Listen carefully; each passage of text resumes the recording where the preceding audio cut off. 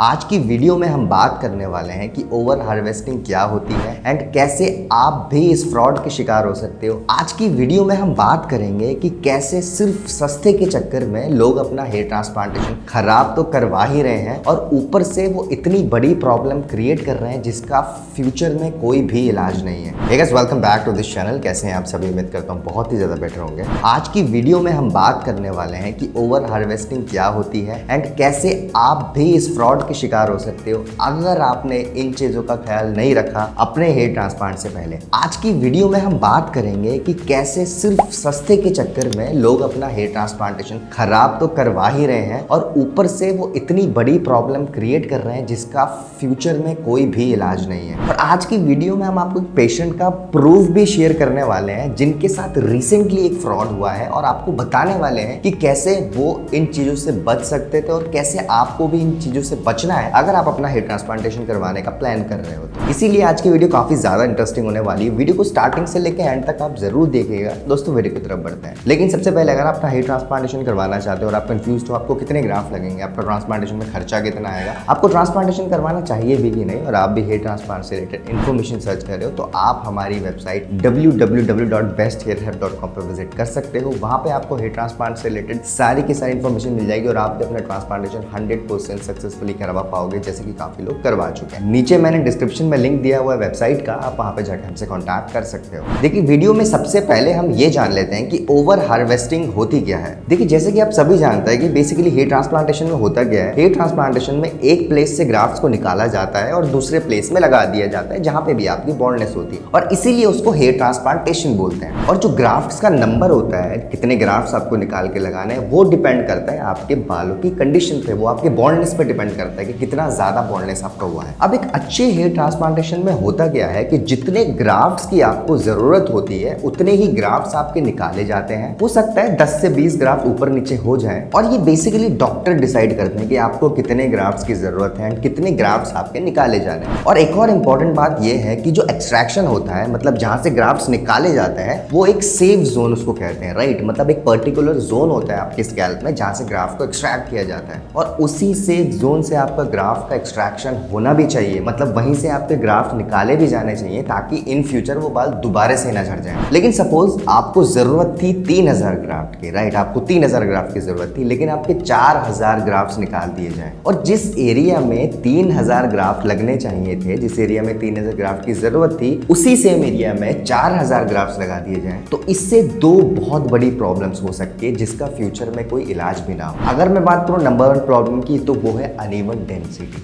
Right. अब जैसे कि जिस एरिया में आपके 3000 ग्राफ्ट की जरूरत थी वहां पे 4000 ग्राफ्ट लगा दिए जाए, राइट। तो हो सकता है जब आपका रिजल्ट आए तो बहुत ज्यादा डेंसिटी आपको दिखे क्योंकि बहुत एरिया छोटा था, 3000 ग्राफ्ट लगने थे, 4000 ग्राफ्ट लगा दिए तो डेंसिटी ऑब्वियसली ज्यादा दिखेगी। लेकिन प्रॉब्लम तब आएगी जब फ्यूचर में ट्रांसप्लांटेड हेयर की डेंसिटी आपके एग्जिस्टिंग हेयर से मैच ना हो। मतलब जिस एरिया में आपका ट्रांसप्लांटेशन हुआ है वहां पे आपको बहुत अच्छे ग्राफ्ट लगा दिए और बहुत अच्छी डेंसिटी भी आ गई, लेकिन वो डेंसिटी अगर आपके पुराने बालों से मैच ही ना हो तो उस चीज का फायदा नहीं है, वो बहुत आर्टिफिशियल लगता है। कई बार ऐसा होता है कि कुछ लोग फ्रंटल एरिया में ट्रांसप्लांटेशन करवा लेते हैं जहां पे लगभग 2 से 2500 ग्राफ्ट की रिक्वायरमेंट थी, बहुत बड़ा एरिया नहीं था, राइट। वहां पे ज्यादा ग्राफ्ट लगा दिए जाते हैं, मतलब जितनी रिक्वायरमेंट थी उससे ज्यादा ग्राफ्ट लगा दिए जाते हैं। अब शुरुआत में होता गया है कि वहां पे डेंसिटी तो अच्छी आ जाती है लेकिन प्रॉब्लम वहां पे आती है जहां पे वो डेंसिटी उनके पुराने बालों से मैच नहीं करती। जो पुराने बाल थे पीछे वाले वो तो बाल इतने डेंस थे नहीं और जब ट्रांसप्लांटेड हेयर आए वो काफी ज्यादा डेंस आ गए तो वो डेंसिटी मैच नहीं होती। तो कोई भी देख के बता देता है कि या तो आपके बाल झड़ रहे हैं पीछे वाले या फिर आपने कुछ सर्जरी करवाई है क्योंकि वो लुक नेचुरल नहीं लगता, जिस वजह से ट्रांसप्लांटेशन के बाद भी प्रॉब्लम होती है। तो ट्रांसप्लांटेशन का बेसिकली मतलब ही है कि जो आपका रिजल्ट आए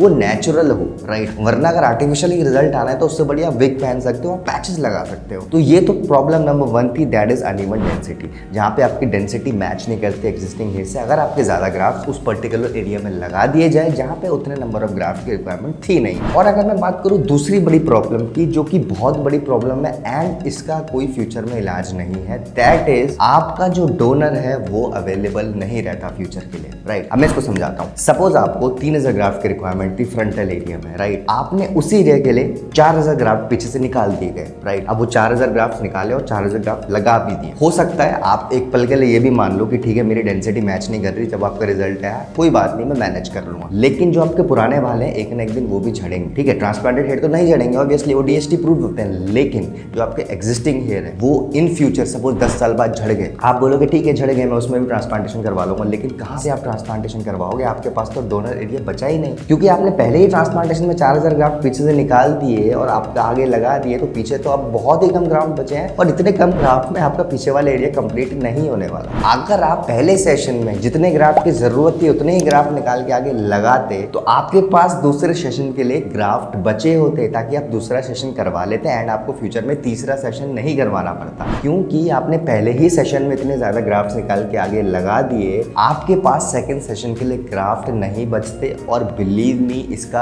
आज की डेट में कोई भी इलाज नहीं है। एक बार आपका डोनर खत्म हो गया, आप कुछ भी कर लो, आपका डोनर वापस नहीं आने वाला। सबसे प्रीशियस थिंग होती है हेयर ट्रांसप्लांटेशन में, that is your donor area. एक डोनर एरिया ही डिफाइन करता है आपका रिजल्ट कैसे आने वाला है और आपकी डेंसिटी कैसे आने वाली है। तो ये एक बहुत बड़ा डिसएडवांटेज है ओवर हार्वेस्टिंग का, कि आपके पास फ्यूचर में डोनर एरिया भी नहीं बचता, और इसी को कहते हैं ओवर हार्वेस्टिंग, जो कि कुछ क्लिनिक्स में होता है। और ये वही क्लिनिक्स हैं जो कि आपको बहुत ज्यादा अट्रैक्टिव ऑफर्स देते हैं ताकि आप वहां जाके ट्रांसप्लांटेशन करवा लो, जैसे कि 15,000 रुपए में अनलिमिटेड ग्राफ्ट्स, राइट। आप सोचिए, सिर्फ 15,000 रुपए में अगर आपको ऑफर करे कि मैं आपके अनलिमिटेड ग्राफ्ट लगा दूंगा 5,000 6,000, ऑब्वियसली आप एक बार के अट्रैक्ट तो हो ही जाओगे। ऑब्वियसली अगर आप सोचोगे, उससे बैठोगे, डिस्कस करोगे, तो आपको लगेगा कि कुछ ना कुछ गड़बड़ है, लेकिन एक बार के लिए आप अट्रैक्ट हो जाओगे। और कुछ लोग ऐसे होते हैं, ट्रस्ट मी, जो वहाँ के जाके ट्रांसप्लांटेशन करवा लेते हैं। मैं आपको एग्जाम्पल भी दिखाने वाला हूँ आगे जाके। कुछ ऑफर्स ऐसे होते हैं कि 8 रुपीज पर ग्राफ्ट में ट्रांसप्लांटेशन कर देते हैं, राइट। मैं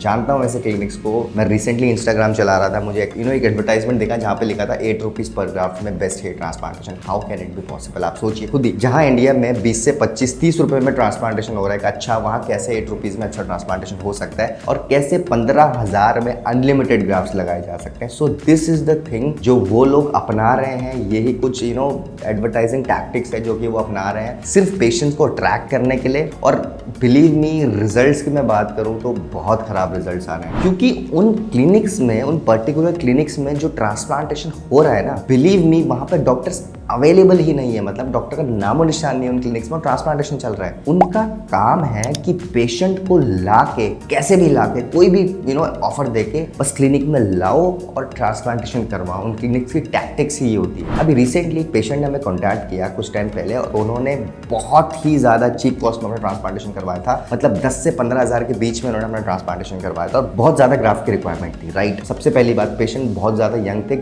हेल्दी डोनर एरिया था। ट्रांसप्लांटेशन के 2 दिन बाद उन्होंने मुझे फोटो भेजी, और आप इनका डोनर एरिया देखिए, राइट। आप इनका डोनर देखिए, कितनी गलत तरीके से इनका एक्सट्रैक्शन हुआ, बहुत बुरी तरीके से। आप देखिए, एक तो सेफ जोन डिफाइन होता है जो मैंने आपको बताया, जहां से ग्राफ्ट का एक्सट्रैक्शन होना चाहिए, वहां से ग्राफ्ट का एक्सट्रैक्शन ही नहीं हुआ, और कितने बड़े बड़े पैचेस आपको फोटोज में दिख रहे हैं। मतलब पेशेंट एक तो यंग थे, अगर उस क्लिनिक में डॉक्टर अवेलेबल होते तो वो डेफिनेटली प्लानिंग करते कि इनको फ्यूचर में भी ट्रांसप्लांटेशन की जरूरत पड़ने वाली, तो इनका डोनर ओवर हार्वेस्ट ना करें। लेकिन क्योंकि वहाँ डॉक्टर नहीं थे, इनका ओवर एक्सट्रैक्शन हुआ, ओवर हार्वेस्टिंग हुई। एंड आप देखिए, फ्यूचर में अगर ट्रांसप्लांटेशन करवाते हैं तो डोनर कहाँ से लाएंगे? बियर्ड से कितने जो ग्राफ्ट से निकाल लें। तो ये एग्जांपल आप देखिए, और ऐसा मैं एक एग्जांपल आपको वीडियो में दिखा रहा हूँ। हमें हर महीने बहुत लोग ऐसे कॉन्टैक्ट करते हैं जो ऐसे क्लिनिक से ट्रांसप्लांटेशन करवा रहे थे जहाँ पे ओवर हार्वेस्टिंग हो जाती है। एंड बिलीव मी, इसका कोई भी जाके इलाज नहीं है। आप बियर्ड से ज्यादा 1000 से 1200 ग्राफ्ट निकाल सकते हो, उससे ज्यादा ग्राफ्ट आप नहीं निकाल सकते, क्योंकि आपको बियर्ड भी तो रखनी है, आपको वो एरिया बिल्कुल खाली भी नहीं करना। इसलिए मैं हमेशा बोलता हूँ कि आप वहीं से ट्रांसप्लांटेशन कराएं जहाँ पे एक्सट्रैक्शन अच्छे तरीके से हो, इम्प्लांटेशन अच्छी तरीके से हो। मैं आपको एग्जांपल देता हूँ, ये 3 पेशेंट्स को देखिए, ठीक है। पेशेंट नंबर 1 की मैं बात करूं तो देखिए कितने अच्छे तरीके से एक्सट्रैक्शन हुआ है, बिल्कुल सेफ जोन से एक्सट्रैक्शन हुआ है। इनको जितने नंबर ऑफ ग्राफ्ट की जरूरत है उतने ही ग्राफ्ट लगाए गए हैं, राइट। आप ये देखिए केस नंबर 1। अब मैं बात करूं केस नंबर 2 की, आप इनका भी देखिए, बिल्कुल सेफ जोन से एक्सट्रैक्शन हुआ है। मतलब आप देख रहे हैं एक पैटर्न डिफाइन है जहां से ग्राफ्ट को एक्सट्रैक्ट करना है, और वहीं से ग्राफ्ट का एक्सट्रैक्शन हुआ है। तीनों पेशेंट ने FU टेक्निक से ट्रांसप्लांटेशन करवा, तीनों पेशेंट का FU टेक्निक से ही एक्सट्रैक्शन हुआ। पेशेंट नंबर 3 का देखिए, इन्होंने भी दिल्ली से ट्रांसप्लांटेशन करा है, इनका भी एक्सट्रैक्शन बिल्कुल सेफ जोन से हुआ है। तो ये पेशेंट के एग्जांपल्स थे जहां पे एक्सट्रैक्शन बिल्कुल सेफ जोन से हुआ, और ऐसा ही आपका एक्सट्रैक्शन होना चाहिए। ओवर हार्वेस्टिंग से बहुत बड़ी प्रॉब्लम हो जाती है, और इसका फ्यूचर में कोई भी इलाज नहीं होगा। तो गाइस, ये थी आज की वीडियो। आज की वीडियो में मैं आपको समझाना चाह रहा था कि क्यों आपको ओवर हार्वेस्टिंग से बचना है, ओवर हार्वेस्टिंग क्या होती है, और कैसे आपको एक अच्छा क्लिनिक डिसाइड करना है। उम्मीद करता हूँ आपको आज की वीडियो पसंद आई होगी। अगर आपको आज की वीडियो पसंद आई तो हमारी वीडियो को लाइक करिए, अपने फ्रेंड्स के साथ ज़्यादा से ज़्यादा शेयर करिए। एंड अगर आप फर्स्ट टाइम हमारे चैनल में आए तो चैनल को सब्सक्राइब कर दीजिए, क्योंकि आने वाले टाइम में बहुत सारी ऐसी वीडियोज़ लाने वाले हैं जिनकी नोटिफिकेशन डायरेक्टली आपके फ़ोन में पहुँच जाएगी। Thank you so much for watching guys.